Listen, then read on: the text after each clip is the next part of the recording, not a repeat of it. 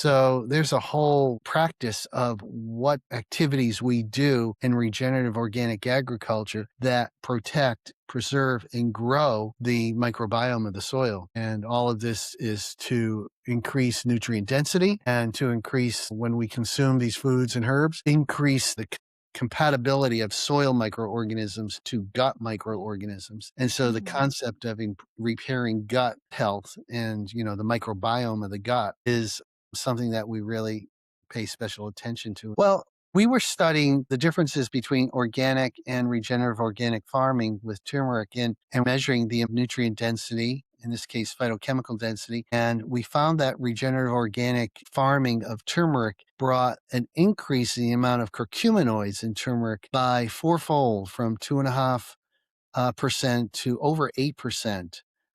Welcome to Dive into Health MD, the podcast where we explore how everyday habits shape your physical, cognitive, and financial well-being. Through conversations with physicians, scientists, and farmers, we explore how daily choices like food, movement, sleep, and mindset shape the health and life we experience, with special episodes on sourcing high-quality food ingredients. We do our best to stay up to date, and we're always open to refining our thinking as new knowledge emerges. I'm your host, Dr. Akshita Mehta. Let's dive in. You initially, or for a long time, was working as a naturopathic doctor, I believe, alongside of some MDs. And as part of that practice, you were creating these herbal remedies for your patients, and that got quite busy. And that's due to create Gaia Herbs, where you could really focus on these organic herbs, creating those remedies for patients. And you did that for over 30 years.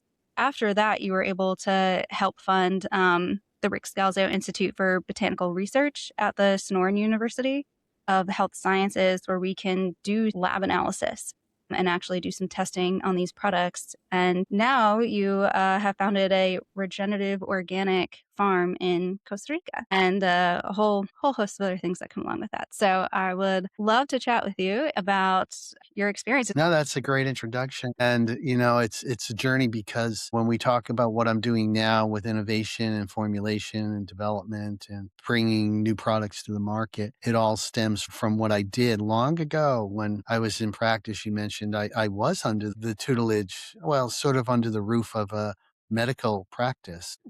And I was doing all of the more non-conventional type of diagnostics, like pulse diagnostics, from an Ayurvedic point of view, from a TCM point of view, and constitutional diagnostics. And I also had the conventional, more traditional blood lab workups.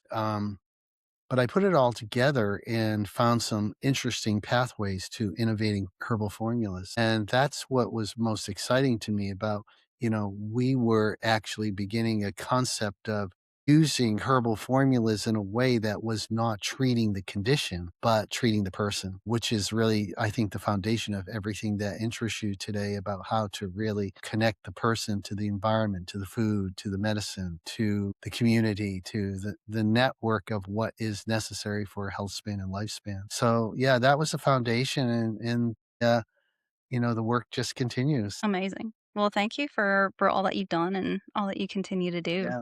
Yeah. So currently, you are operating a regenerative organic farm in Costa Rica. Can we break that down a little bit and define what does organic mean? Well, for all my work with the Regenerative Organic Alliance and their certification process through what we call ROC, the Regenerative Organic Certification, I don't know, for 30 years, 25, 30 years, I was involved with the whole USDA NOP program, which is the organic certification process. For getting your products, farm products, certified organic, you definitely need to be free of chemicals. The whole agrochemical industry is not part of our organic practice. In organics, it's good to do crop rotation, cover cropping, all the things that enrich the soil, like composting and things of that nature. And we did all of that. I remember at one point I found myself questioning, why isn't the needle moving of when I test the soil? I do all these amazing things to the soil and I can't get the needle to move very much on the nutrient values in the soil. Like when I test potassium and phosphorus and iron, all these things, why isn't the needle moving and showing more nutrient density? And this is where the regenerative organic concept comes into play, because what I wasn't doing back then dealing with the organics, I wasn't dealing with the soil microbiome. And with the regenerative organic practices, that's what we focus on, the soil food web. And the soil food web is a quorum, it's a, you might say, a population of organisms, microscopic organisms that are living in the soil and that are responsible for orchestrating the entire process of freeing up nutrients in the soil and allowing them to be accessible to the roots of the plant so they can be taken up and concentrated into the plant for our wellness. So there's a whole practice of what principles, what activities we do in regenerative organic agriculture that protect, preserve, and grow the microbiome of the soil. And all of this is to increase nutrient density and to increase, when we consume these foods and herbs, increase the compatibility of soil microorganisms to gut microorganisms. And so the Mm. concept of repairing gut health and, the microbiome of the gut, I'm sure you've heard of that many, many times, is something that we really pay special attention to in Regen. Can you give us a kind of some kind of barometer as to if we have a conventionally grown product versus something grown in a regenerative organic farm, how different are those two products or what is the possibility there? Well, I've seen a lot, and I've talked to the folks at Rodale Institute, and which is a research institute, educational institute that's involved in testing organic and regenerative organic crops, food crops mostly. And their findings is quite similar to my findings. When they would find 20 to 50% increase in nutrient density from crops that are grown regenerative organic. And my findings are a little bit more extreme, because we grow, turmeric, we grow ginger, and we grow holy basil, which are used more therapeutically. We found that regenerative organic compared to organic turmeric found about a fourfold, 4.5-fold increase in the nutrient density of turmeric. And of course, that doesn't speak to how much of an increase in the biomass production from regenerative soils. And that was over 5x, fivefold increase in biomass. So we're getting more productivity, but we're getting more value. And I have found this to be true for many of the crops that we're growing regeneratively that are more of a therapeutic value. But Rodale is focused more on the nutrient value of foods like legumes and soybeans and vegetative crops. Basically, they're reporting the same statistics. And it's quite That's interesting. incredible. Yeah. Yeah. So not only are you growing Mhm. more product using the regenerative organic farming type of practices, but you're also increasing the potency of that product that you're growing. Potency, yeah, for healing purposes, and you know, um, and also restoring, because you're really rekindling the microbiome of the soil. You are restoring the capacity of the plants to metabolize, manufacture nutrients that have been missing from the American diet, because largely our foods have been grown in conventional, with conventional agrochemicals. And as a result, our soils are approaching, quote, I would say, their death status, meaning that we are no longer growing food for the American population that is in living soil. And that really causes conventional farmers to use more and more chemicals to spark growth in these plants. But that doesn't mean that you're sparking more nutrient viability. And so a lot of our foods are essentially, close to death these days, even though they look healthy in the grocery shelves. They don't carry a whole lot of nutrition, and they may carry a lot of agrochemicals or other types of soil contaminants. So we were talking about the potency of what you're growing in terms of some of these more therapeutic herbs. Is that different also similar in other types of produce, like things like tomatoes, cucumbers, or anything that people could be finding in the grocery stores from a conventional source versus an organic or regenerative organic Yeah, source? I mean, if you had a choice, Akshita, if you had a choice of buying a conventional tomato, for example, versus an organic tomato versus a regenerative organically grown tomato, they may not look a whole lot different on the shelf. They may, but you would think that from all the work that we've done, that Rodale has done, if you were to test for, I don't know, lycopene or different types of carotenoids or other types of nutrients, you would show a lot more beneficial nutrients in the regenerative organic tomato. And, I will tell you from growing legumes, which is a big part of the Mediterranean diet, which has really been well studied for longevity these days. When you grow legumes regeneratively organic, you are, and it's grown in a soil with really a high vitality of the soil food web at play, you're starting to enable the plants, the legume plants, to manufacture a very essential amino acid for longevity that just has not been in our diet, Mm, ergothioneine. And so now you're starting to get the nutrients that we need to deliver a health span and lifespan worthy of longevity. amazing. Can you tell me more about ergothioneine? Yeah. Have you heard of it before? Yeah. Yeah. Yeah. It's an amino acid which is necessary for proper cellular metabolism, cellular energy, and it triggers on a lot of the functions of chemicals that have been properly studied, like rapamycin and like AMPK. These are chemicals in the body that have to do with cellular metabolism, and the ergothioneine is necessarily a trigger for a lot of these longevity elements to stay healthy in the body and to provide more energy at the cellular level. So we're very excited that we now can start to grow foods that carry ergothioneine. Legumes do, and certain mushrooms do, like yellow oyster mushroom is a good one that manufactures in regenerative organic soils, manufactures ergothioneine. Truffles do. So yeah. Amazing. Yeah, amazing that we can bring some of those beneficial compounds back Mhm.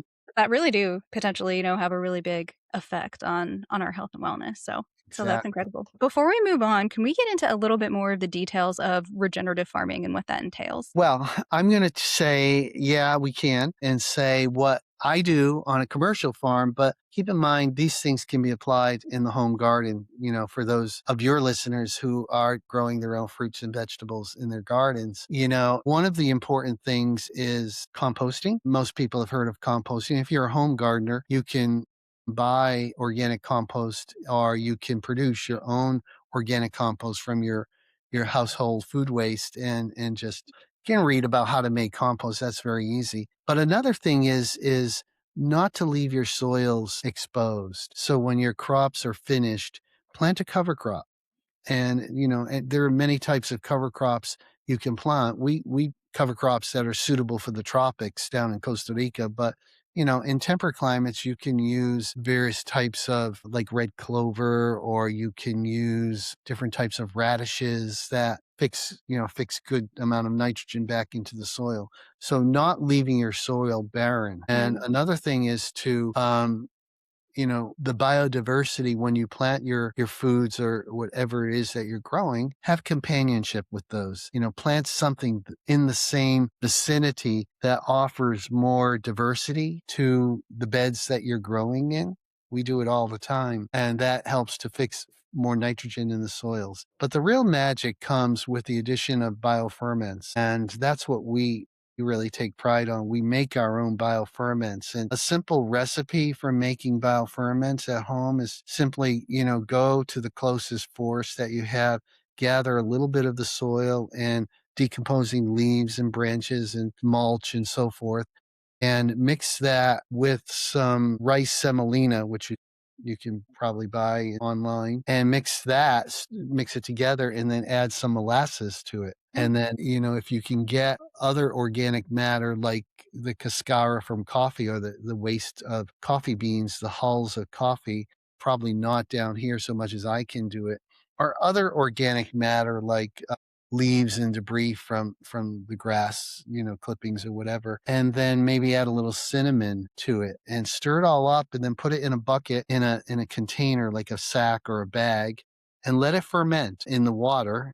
And in 2 weeks' time, you'll have a water that is filled with bioferments. That means the microorganisms have really, really started to grow, fed by the sugars and the starches, the rice semolina and the molasses. And so you get all these beneficial fungi and bacteria starting to grow. And then use that as foliar feed or feed to your soils. And you'll see within 2 weeks life, bursting with your crops that you've never seen before. I see it, if I have a dormant stage of my mandarin and orange trees in Costa Rica, and I want to produce another flush of fruits, I just add the bioferment to the soils and mulch on top around the trunk of the tree. And I do a little foliar spray. And with 2 weeks, I get new leaf, new flowers, and new fruits emerging. It's like a whole new flush of productivity coming. So yeah, it's a wonderful way of really honoring the integrity of the soil and the life of the soil, and not just honoring it, but allowing it to grow just like your children are growing. You have to put time and energy and love in it. Our soil is what enables life to grow. That's gonna be so helpful, I think, for so many people that are growing herbs or have a small Yeah, vegetable yeah. garden or some fruit Mhm, trees growing out back. Thank you for that. mm, Another big part of regenerative farming is this idea of no-tilling right. and not introducing a lot of oxygen within the soil. Can you help explain why that's beneficial? Yeah, because the sun is the most powerful photonic force on Earth, right? And the sun interacts with the soil all the time. And when soil is exposed, the sun is damaging to the soil food web. When you have unexposed soil with a carpet of green on it, the green, whatever it is, a cover crop or whatever, interacts with the sunlight, and it starts the capacity of those grasses or plants that serve as a covering on your soil to sequester carbon. So regenerative organic farming is probably one of your most powerful forces of drawing down carbon, more so than, transforming all the petro consumption that goes on in converting that to electric vehicles. You can get more carbon drawdown just by growing regeneratively and keeping a carpet of green on your soil. But having said that, we are drawing down carbon from the atmosphere. Sun is required to do that, to grow the plants, to create the energy to absorb that carbon, and then that carbon is then transferred into the soil via the root system. And the carbon becomes the element that's food for the beneficial fungi and bacteria in the soil. And they start populating the soil very fast. And so at some point in the life cycle, maybe a month or so, you get much, much more population of bacteria and fungi in the soil. Then there are these other organisms that are part of the soil food web that actually consume all that bacteria and all that fungi, and they feed off of it. And their excrements is what we call ammonium nitrate. So they then poop out, if you will. I mean, these are tiny microscopic organisms, but they poop out ammonium nitrate. And the ammonium nitrate is the form of nitrogen that plants it triggers on tremendous amount of root growth in our plants. New tendrils, new roots, touching more touch points in the soil. And what does that mean? That means that you get the start of what we call nutrient upcycling. There's more nutrients in our soil than we need. However, we don't have the capacity to access them unless we do regenerative organic farming. So with all this new root growth and tendrils, you're touching more touch points in the soil, you're taking up more nutrients. So you're upcycling more nutrients into the plant, and then your plant becomes more nutrient dense. And that is going to start to restore your health span, your gut integrity, the gut microbiome. So it's so important. I can't say it how important it is in today's world to bring our foods back to that status of nutritional integrity. Yeah, that's a great connection that I've seen multiple times talking to different people in the food industry between sustainability and our earth health with our own health and how that's mitigated through food. Yeah, you're so right. So, Yeah, yeah, multifactorial there, and it all feeds into each other like a cycle. exactly. How ubiquitous is regenerative organic farming? And is that something that most people may have access to? Well, we are pioneers, I would say. I was just talking to my colleague at Kiss the Ground this week. Some of your listeners may have heard of the movies Kiss the Ground, Common Mhm. Ground, which are Netflix movies about regenerative farming. And I asked him, what's the visibility and the knowledge of the general population about organic food production? And they found that between 30 and 40% of people today know about organic foods. And I said, well, what about regenerative organic foods? And he said from 2024 to 2025, there was an increase in 4% of the population knowing about regen organic, 7% in 1 year. And I asked him, what about the latest statistics? And he believes that the amount of people with the rate at which regen organic popularity is growing, it should be over 10%, which is far, far faster than what we experience with the growth of organics. So people are taking an interest. We've got a long way to go, no doubt, but people are taking an interest in the concept of regenerative organic certification. Yeah, and hopefully I can bridge that gap a little bit and really help Yay. people understand,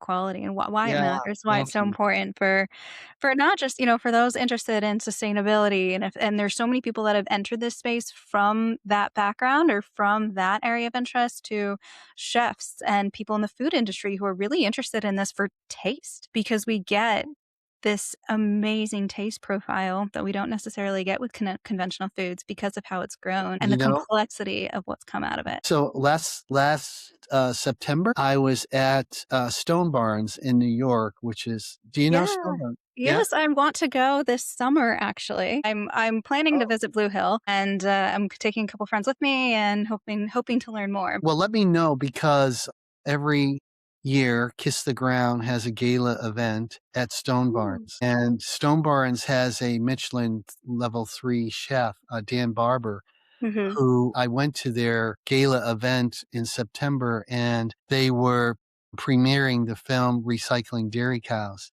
And it was all about, after the dairy cows live out their milking life cycle, typically they're kind of slaughtered off and they don't have any use. But what Stone Barns and Dan were talking about was let's graze these cows on regenerative grown grasses and let's regenerate the soil through the life cycle of grazing them, their compost, I mean, their poop, then Mhm. decomposing into the soil.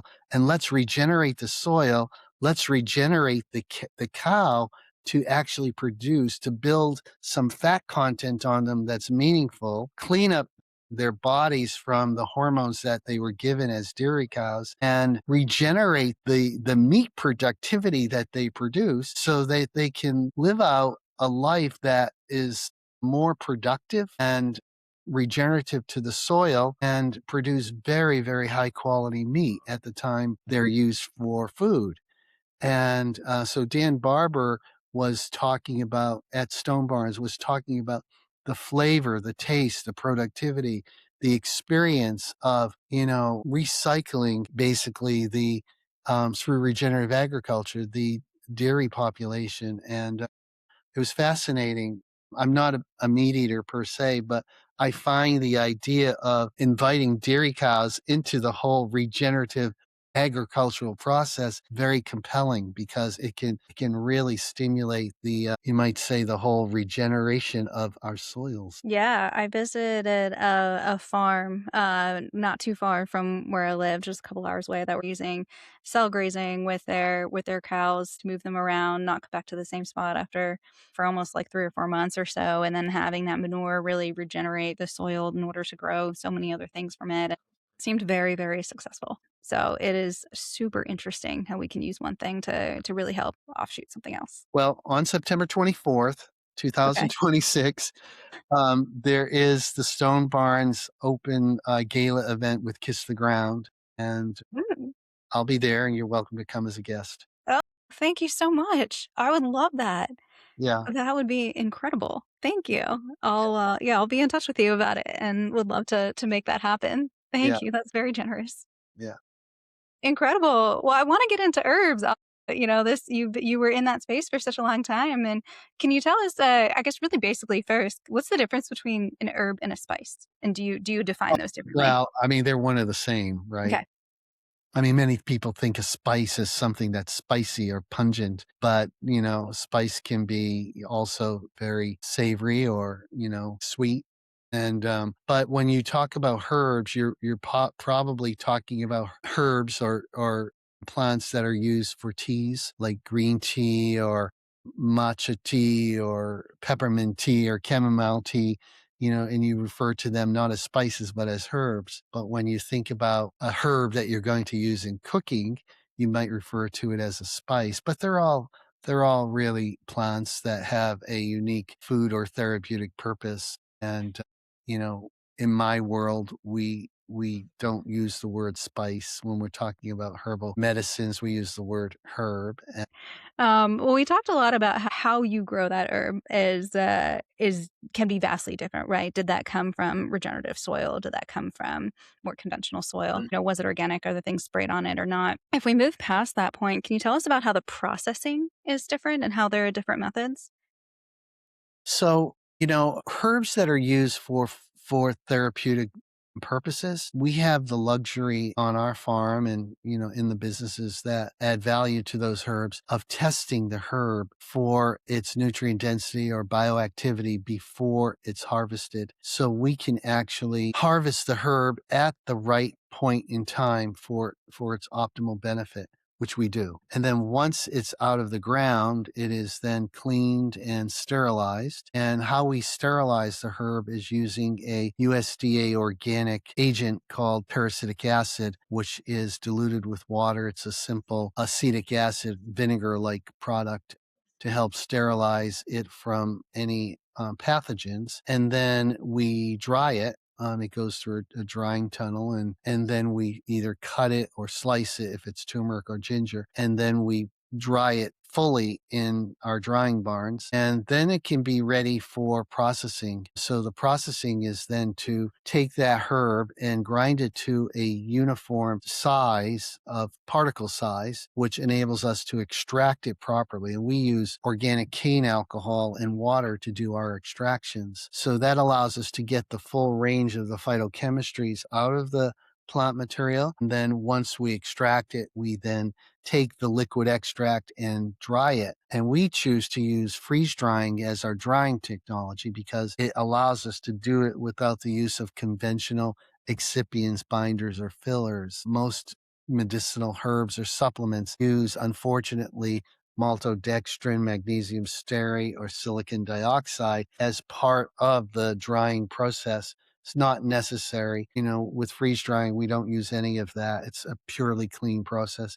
And then once these are freeze dried, we can then encapsulate them for final consumption. So that's our process, and it works well and it preserves the integrity. It preserves the full spectrum of phytonutrients and the nutrients that we need, like flavonoids and carotenoids that are essential for our nutritional value as well. So it's a process that at Kokora, my new company, that we're really proud to use. I think we're the only herbal product company now in the US using freeze drying technology. So I would like to say that the process that I just described, you're concentrating your herbs first. I talked about increasing biomass and increasing nutrient density. That's using nature to concentrate the valuable parts of the plant. Then you're concentrating again further using extraction techniques. And I said we use liquid extraction and we use organic alcohol and water to extract. And then the third extract concentration is through freeze drying, where you're taking that liquid off and concentrating the extractives. And so with Kokora, the herbal product line that we're now making, we have a triple concentration process in nature, in extraction, and then in drying. And that makes these things very, very powerful when we take them and very therapeutic. Amazing. So you touched on a whole lot of different things there in terms of the processing methods. When someone is looking at an herbal product, one thing that I'm trying to hopefully convey is that one product on the shelf is different than another, right? And then to get to the practicality of that, how can someone identify maybe a product that they may be more interested in purchasing, something that maybe doesn't either have that maltodextrin or magnesium sulfate or other, other binders in there. So that's maybe one thing that people can look for that could be helpful to see if those things were utilized. But maybe a question before that is, are those things typically revealed on the label if they are utilized? Yeah, they are not. Well, the excipients should be revealed in the other ingredients section Okay. below the supplement facts box. You'll usually see the excipients. What you don't see is how much of what's in that capsule is excipient. And based on my experience, about 40% of the capsule fill is all binders, fillers, and excipients. How much of that? And do you know? I know you know, but maybe your listeners don't know that when you have, let's see, magnesium stearate, silicon dioxide, and what was the third one I mentioned? Maltodextrin. Maltodextrin. Maltodextrin, particularly. When you have maltodextrin in your other ingredients section, your listeners should know that's probably one of the biggest violators of the glycemic process that you can ingest.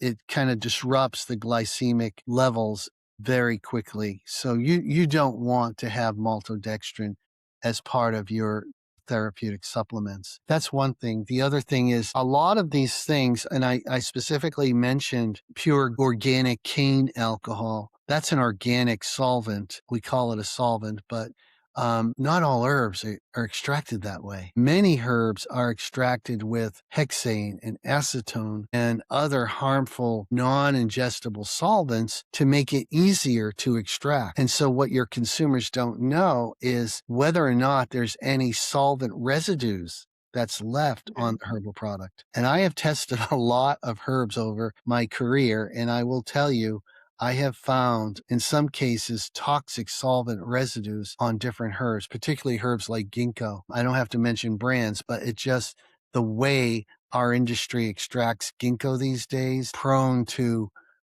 retaining solvent residues on the herb, which are never tested and, consumers never ask about. So if there's two questions I would ask where they buy their supplements, one, what solvents are used to make this supplement? Two, have they been tested for solvent residues? And three, do these herbs contain conventional excipients, binders, and fillers? If you just stop there in those three questions, you had gone a long way to assess the purity of your product. I mean, you could go on and say, "Well, can you tell me where these herbs were grown?" And most stores won't know. Most outlets who sell supplements won't know where the herbs were grown, but more often than not, they would have been grown in China, in Indonesia, in India, in ways that are not properly managed or tested.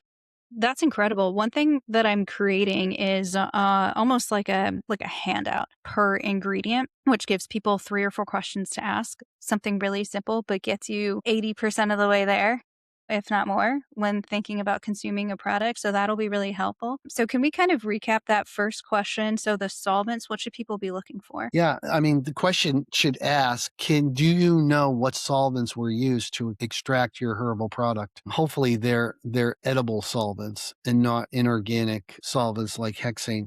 The Okay. question would probably trigger a response that's no, I don't know. The next question should be, well, can you call the manufacturer and find out? Hmm. And the answer should be yes, I'd be happy to do that for you. And if you find out that it's hexane or acetone or carbon tetrachloride or some other laboratory solvent that's used for testing, not for human consumption, then the next question is, has this company tested for residues that are left in the extract after it was extracted? The answer will likely be no. That's really helpful. That's things that if we get more people starting to ask these questions, then Yeah. I think we'll see change, right? Even at farmers markets, just getting people to ask, well, is this produce organic? Is it, regenerative? Can you tell me about the farming practices for honey? Asking, has it been pasteurized, Yeah, or not? exactly. What did the bee eat? There may be some honey products, which is the Mhm. first question actually, because a lot of honey is adulterated with syrups and things. But even if you find a good honey product, right? Sometimes these bees are just being fed sugars. They're not actually foraging.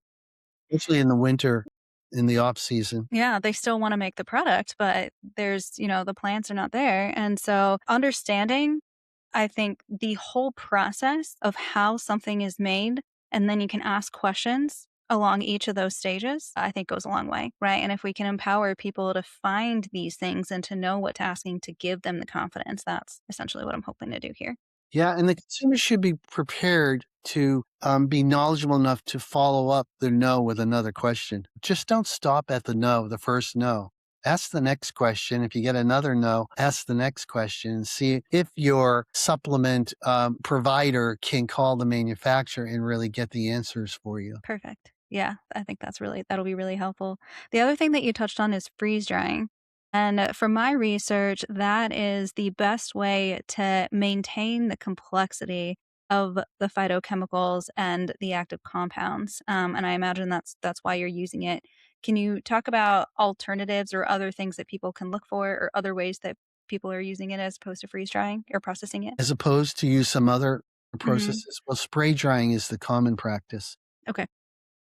However, when you do two things that for me are problematic with spray drying, and most consumers, they won't see this on the package of their herbal supplements. But the two problems I have with spray drying, usually the process requires high temperature that can go up to about 1,000 degrees Fahrenheit. So a lot of the fragile constituents can and are destroyed. Secondly, when you spray dry, you're spraying onto a binder or filler or an excipient. You're using something like magnesium stearate, malto, or silicon dioxide as part of the spray drying technology. Excuse me. So you're at some purity disadvantages and you're compromising the integrity of the herb through that process. That's why I don't use it. Okay, that's great. So that's another thing that people can look for and try and get a better understanding of. Yeah. Yeah, Yeah, and then that that's gonna relates to require another question to the the store that's representing the supplements. yeah, perfect. If we could talk a little bit about lab testing, Mm. and that is a huge discriminator, I think, in the supplement industry. And please feel free to tell me your thoughts. Not to open too big of a can of worms here, but when we talk about pharmaceuticals versus supplements, there are a lot of differentiating factors there. The main critiques of the supplement industry is these things are not regulated like a pharmaceutical is. There's a lot that is unknown, and the transparency of the product is lacking.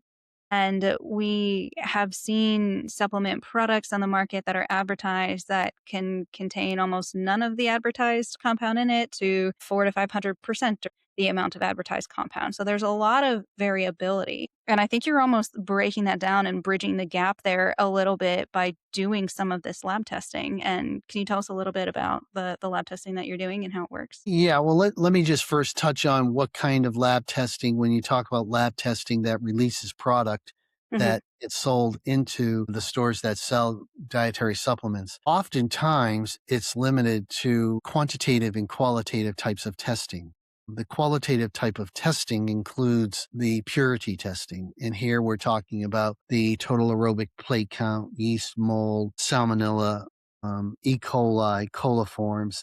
Those constitutes the purity type of testing that I would say most products, if not all products, must go through in order to clear the purity requirements by the Food and Drug Administration or by the industry associations that set up the guidance for herbal products. And then you might have other organoleptic types of studies that are done for flavor, for color, those kinds of studies. Very rarely do you see anything beyond these qualitative. If you're lucky, there will be a report to back up that product, which would be more quantitative studies, which will report on the amount of bioactivity that's reported on the label that should be backed up with a lab test that has been done to validate the label claim. And that's usually where it ends. You don't do what Kokora is doing. We do all of that, but what we also do is RNA gene expression study to assess the mechanism of action, but it's in vitro, so it's not a clinical trial. But we do look at whether or not these herbs can upregulate or downregulate different genes, and that gives us a guidance on how they may perform in the human body.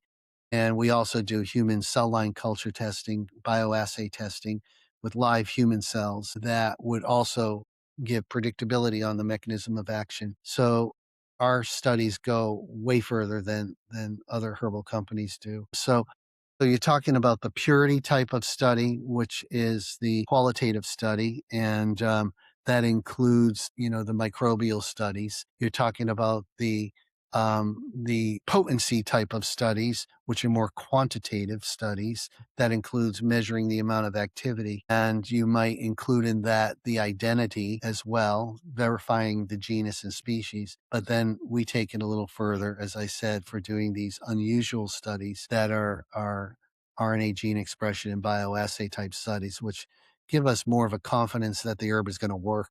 Because that's the other thing that consumers look for. One is the safety, which is, the quantitative and qualitative studies, but the other one is efficacy. And that's kind of what we're validating. Yeah, that's, there's a lot of questions there. But talking about the efficacy, you told me a little bit about some of your turmeric studies. Can you tell us about those? Well, we were studying the differences between organic and regenerative organic farming with turmeric, and we were measuring the amount of nutrient density, in this case, phytochemical density, and the amount of biomass productivity from one method of agriculture to another. And we found that regenerative organic farming of turmeric brought an increase in the amount of curcuminoids in turmeric by fourfold, from 2.5% to over 8%, in grown on the same field, and just 1 year after another, converting to regenerative organic, we got that much of an increase. But we also got an increase in the biomass growing for turmeric regeneratively from 15,000 kilos per hectare, that's about 2.5 acres, to over 80,000 kilos per hectare. That's a more than 5x fold of productivity. So those are two markers that I look for when we kind of, hope that our regenerative farming practices are accomplishing what we want them to accomplish. So it's pretty phenomenal, and it's a promise for the future, frankly. Yeah, and you specifically looked at in vitro studies in relation to IELTS. We did. We did. And found some interesting, this was largely to show that turmeric has an efficacious effect in the body. IL-6 is a cytokine that was used to measure, and we found a immediate reduction on the lowest dose using turmeric to manage IL-6. And again, this was done in vitro, but we also found that some of the curcumin products that are purified and isolated using more chemical dense types of extraction and purification processes, they did not respond as well in their exposure to IL-6 as the full spectrum whole plant potency type of regenerative product that we were growing. We had a tenfold increase in reduction of IL-6 compared to the purified isolated curcumin products. So it's Yeah, that's fascinating. incredible. That's incredible. And, showing, I think, those differences, I think is gonna resonate a lot, with people who are just starting to learn about these things. And then the Yeah. other thing that you mentioned was the safety profile, and there's a whole host of what we can consider for something to be safe, but one thing that you're looking into is the liver cell toxicity, or you do those studies as well, is that right? Yeah, you have to, because then you would get skewed results if you don't measure you do a toxicity challenge before you do these kind of studies. So you run your challenge against human hepatic cells to see if there's any indication of where cell toxicity occurs in the concentration phase of your sample. And so if you clear that first, then you can say, all right, let's test it. And through the testing mechanisms, we know that we're having a valid test where there's no toxicity reported in our testing process. So that's the first step to, before we do any RNA gene expression or any human bioassay study, we're testing for liver hepatic cell function. Yeah, that's incredible. This is incredibly rare, but I think some of the skepticism from the MD side is, we're treating patients who unfortunately have adverse outcomes. And again, super rare, but we've seen bad liver toxicity from certain supplements that probably weren't made in a way that they could have been, that end up in ICU stays. And, I had a single case of a liver transplant in a young woman. And these are really sad things that if we can mitigate any of this, if we can educate people on what to look for. And then if we can explain to people that there are who are testing these products, then we can mitigate some of that fear, but then also just make sure that our patients are safe. So Yeah. that's well, yeah, I have endless questions. I'd love to keep chatting sometime. Thank you so much. You are welcome. Thanks for having me on your show. Appreciate it. Yes, we're very excited, and yeah, would love to talk again soon. Okay, perfect. Have a good day. Thanks for tuning in to Dive into Health MD. Our goal is to empower you with knowledge to better understand how your daily choices influence your health. If you enjoyed this episode, consider sharing it and subscribing so you don't miss what's next. Please remember, this podcast is intended for educational purposes only and should not be considered medical advice. For personalized guidance, always consult your physician or a qualified healthcare professional. Wishing you physical, cognitive, and financial wealth. See you in the next episode.